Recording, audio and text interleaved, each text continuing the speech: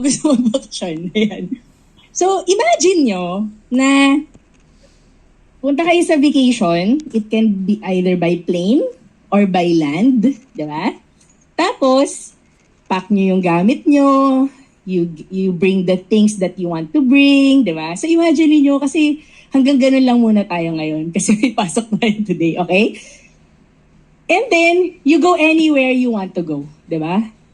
Pwedeng sa Boracay, sa isang beach, o kaya sa Europe, di ba? Yung mga dream places natin. And so you go there, usually when you prepare for a vacation, di ba? Naghahanda ka, mga dadalhin mo, mga bibitbitin mo. So imagine, nakarating ka na dun sa place na gusto mong magbakasyon. Then when you're about to travel around and roam around, nag-notify yung phone mo na 20% na lang yung battery mo. True to... So, 20% na lang. Tapos, after a few minutes, nag-empty na. Diba? Nag-empty na. So, bakit hindi ko nakikita, sir? Sorry. Segue. Hindi ko... Ayun. And then, wala kang dalang power bank. Pero may dala ka namang charger. So, sabi mo, okay, may dala akong charger. So, ano na lang yung kailangan mo pag may charger ka? Saksakan or power outlet. Ang gagaling nyo. Very good. Okay. Kaya lang wala ka talagang makitang power outlet. So the question is, so ito, you've been planning for this vacation, nag-plan ahead ka and everything, pero hindi mo to na-foresee. So how would you feel sa sitwasyon na yun? So, ibig sabihin, wala kang phone, you cannot connect to your friends, you cannot connect to a Wi-Fi, you cannot take pictures, no? Nasa Boracay ka, ang ganda ng beach, or nasa Europe ka, ang ganda ng mga lugar, pero hindi ka makapag-take ng picture, kasi hindi ka man lang makapag-update sa social media. So, what would you feel? Sad, anxious, ano pa? Sayang, no? Or frustrated ka, na parang of all the things, no? Yun yung hindi mo nagawa, no? Or you feel, you feel frustrated, no? You feel sad, you feel anxious. So now, we will be reading our devotion for today. So siguro from Ma'am Sam to Kuya Eric, Group 1. Hindi kayo gagalaw, dyan lang kayo. Don't worry, dyan lang kayo. Si Dean Ed to Kuya Noel, Group 2, Sir Mario, Ma'am Ellen, to Ma'am Merl, Group 3, and then Sir Sam hanggang Ma'am Luigi, Group 4. Okay? So, ang task nyo is, babasahin natin yung verses, and then, for Group 1, bibilangin nyo kung ilang beses na mention yung vine or grapevine, and then Group 2, kung ilang beses na mention yung fruit or fruits, Group 3, kung ilang beses na mention yung branch or branches. And Group 4, kung ilang beses na mention yung remain na word. Okay? So tingnan natin kung attentive kayo. Okay? So now let's read all together. John 15 verses 1 to 8. 1, 2, 3, go! I am the true grapevine, and my Father is the gardener. He cuts off every branch of mine that doesn't produce fruit. And he prunes the branches that do bear fruit, so they will produce even more. You have already been pruned and purified by the message I have given you. Remain in me, and I will remain in you. For a branch cannot produce fruit if it is severed from the vine. And you cannot be fruitful unless you remain in me. Yes, I am the vine, you are the branches. Hindi kayo nagbabasa kasi bilang kayo ng bilang. Those who remain in me and I in them will produce much fruit. For apart from me, you can do nothing. Anyone who does not remain in me is thrown away like a useless branch and withers. Such branches are gathered into a pile to be burned. But if you remain in me and my words remain in you, you may ask for anything you want and it will be granted. When you produce much fruit, you are my true disciples. This brings great glory to my Father. O diba, teacher ako, so alam ko na nagbibilang kayo. Tapos, tingnan natin kung nabilang nyo ng tama. Okay? So, ilang beses na mention yung grape or grapevine? 3. Sure? Okay. Tama. 3. Magaling sila magbilang. Kinabahan sila. Alam niyo talaga, faculty and staff, sobrang competitive. Kaya sa mga games, matindi, no? Okay. Ilang beses naman na-mention ang branch or branches? Group ano yun? Group 3. Ilan? Ano ba talaga? Ilan? Final answer. 6. 6 Ready? Tama! Galing ni Ma'am Ellen talaga magbilang. Perfect. Next. Ilang beses na-mention yung fruit or fruitful? 6? Sure? Ang galing. Ang galing magbilang, okay? Kaya tuloy dito siguro naintindihan yung passage. Kakabilang, okay. At yung remain, ilan? 6 daw sabi. Maano ka dyan? Makikick out ka sa group nyo. 7. Okay, so diba, most of the time when words are repeated in the passage, it means it's important or it's for emphasis. So these are the words that were mentioned multiple times in the passage. So if we are going to illustrate what we have read, since hindi nyo masyadong inintindi. So, judger ako. Okay, so diba, parang Jesus was saying that He is the grapevine, we are the branches, and we bear fruit. Of course, the grapevine is the source of nutrients, the source of power, the source of food for the branches in order for it to grow fruit. So, to illustrate, no, Jesus tayo and yung fruit that we are bearing. Now, sabi sa John 15 verse 1, I am the true grapevine and my Father is the gardener. So when Jesus said that He is the true grapevine, ano ang usually ang opposite ng true? False. False, no? So, most likely, there are fake or false grapevines. And it implies that sometimes we use counterfeit sources of energy and strength that we might seek to empower us to bear fruit.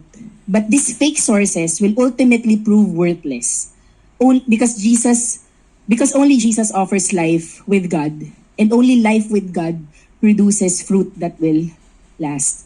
The things that we attach ourselves to in which we think will sustain us or to empower us. So what could be some of these things? No, sometimes we attach ourselves or we thought that these things would empower us. Like, could be money, riches. Siguro marami sa atin, wala naman yan. Pero di ba, minsan investments or yung savings natin or yung properties natin, that's where we put our security on, di ba? Or we put our security. Or sometimes, our awards, di ba? Our recognitions, mga diploma natin, mga credentials natin, that's where we put our identity in, no? Parang doon natin nilalagay yung identity natin or yun yung nag-motivate sa atin. Or it could be our social status or our social media influence, di ba? Na pag nag-post ka, ilan kaya yung magla-like, ilan yung mag-heart, ilan kaya yung mag-reshare ng post mo. Or minsan, no, nag-overthink ka. Bakit kaya ni-like lang niya, hindi niya hinart? No? So, isa ino-overthink mo pa na hindi niya hinart, like lang niya. Ay, mga ganun, ano. So, sometimes sad na tayo the whole day kasi hindi niya hinart, mga ganun. Or sometimes, no, our families or our friends or our connections, no, that's where we get our strength from, no, sa pamilya natin, sa friends natin, sa mga connections natin. Or our popularity, yung reputation natin, yung name natin na kapag binanggit yung pangalang to, ganito, di ba? Pag nabanggit si Mam Pat, mabait yun. Tsaka maawain, ano nga ganun. Anyway, so yung mga ganun. But in the same way, guys, just like this phone, sino na yung nagkagantong phone before? I'm sure marami kasi maraming matatanda na dito.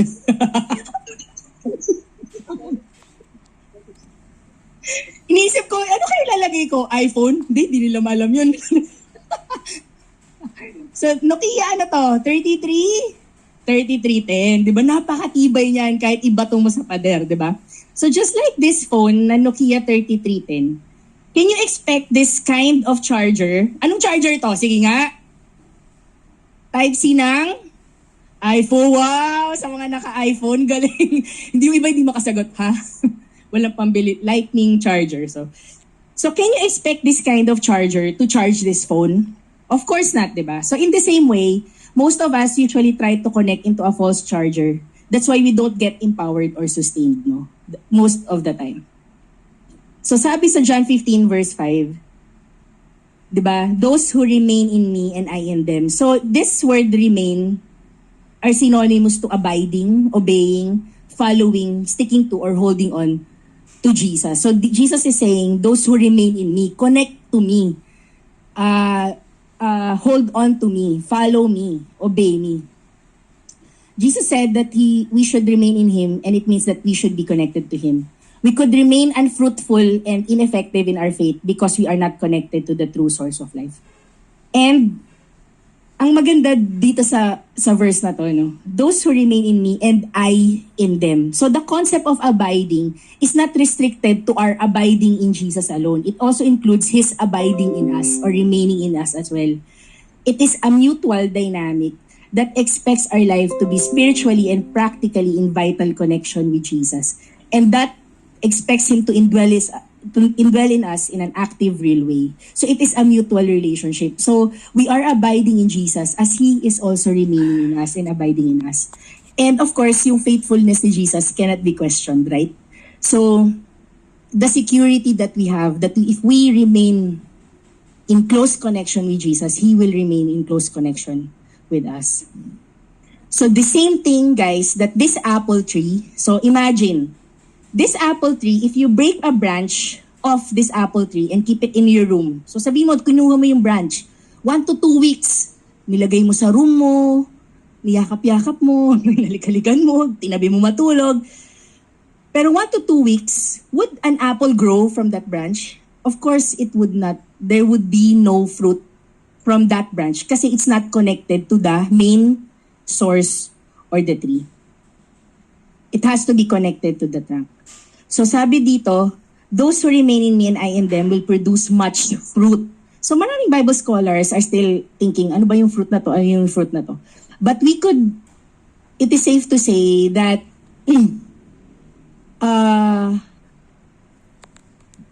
basically, the fruit is the good thing or the good things that comes out of your life when you follow or when you remain or when you abide in Jesus.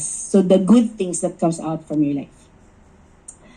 So the same thing, when an apple falls off a branch. So pag kinuha mo yung apple, sa umpisa, maganda pa siya, right? 1 to 2 days, maganda. Lalo na ngayon, may mga wax na yung mga apples, no? So 1 to 2 days, maganda pa siya. So makikita mo maganda pa yung apple. But sooner or later, the apple will rot when it is no longer attached to the tree. Correct? No? Correct. So we have to stay attached to Jesus in order to grow. As Jesus is the vine and we are the branches, we need to remain in Jesus. Because without Him, we die spiritually. So even the good deeds that we do or the fruit that we produce will not be lasting if we're not connected to Jesus. Most likely, we would be bearing fruit, but it is not the kind that will last. But it's a kind that will rot anyway. So again, sabi sa John 15:5, for apart from me, you can do nothing.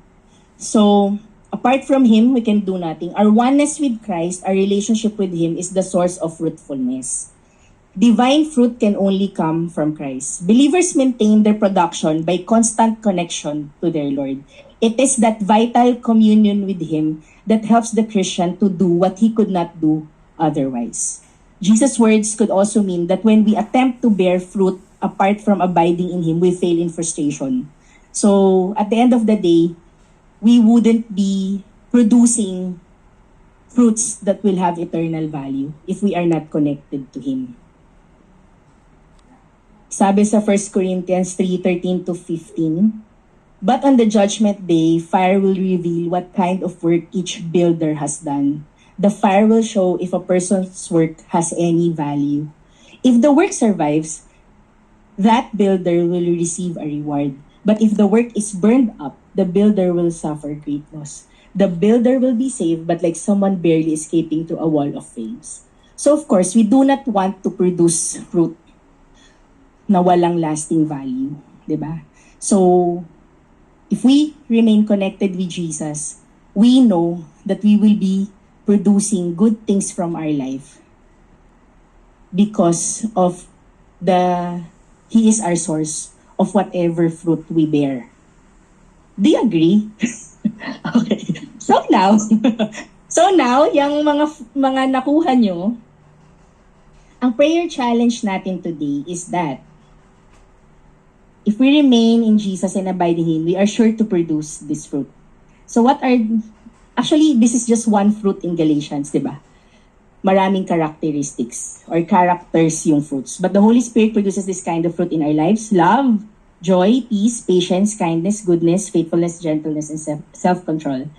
In the Bible, one of the things fruit represents is character. What you see produced on the outside is a reflection or representation of what is happening on the inside. We can only pretend up to some extent, no, na okay tayo spiritually, pero in the long run, lalabas at lalabas, no, what's on the inside. In fact, one of the ways we recognize who a person really is by their fruit or their character. So ouch din, ouch. Kasi of course, sometimes hindi maganda yung character natin, okay? So you cannot produce godly results or have godly transformation without connection to the true vine. So sabi ni Ma'am Riza, ang hirap daw na application yung fruit of the Spirit. So dahil dyan, ang prayer challenge natin for this week is choose one character that you would want to intentionally. Ano yan, Sir Jay? Live out. Ang galing talaga ng mga estudyante ka today. Okay. So you want to intentionally live out this week. So I hope na hindi to mag-stop in one character or characteristic. So next week, iba naman. Next week, iba naman. So, diyan sa mga, nakita nyo yung mga fruit na pinili nyo. So if you have a pen, can you write the specific character or fruit that you want to live out this week? So it can be love, joy, peace, patience, kindness, goodness, faithfulness, gentleness, and self-control. It's hard to live out all of this at once. Pero let's do baby steps, di ba? So for example, ako, this week, I will live out patience. Yan. Kasi talagang matindi tong week na to sa mga practicum students namin. So patience, Ma'am Chati. So I hope maging patient tayo this week. So ganun. So let's try to be practical. What is one character trait from this fruit that you want to live out this week? And write it on your little fruit. And then, pagpipray natin yan together later with our partners. Okay? Any questions? Violent reactions? Wala naman. Okay. So, yon. So, hopefully, as we start the week, this week, no, maging sensitive tayo to be intentional in this particular character.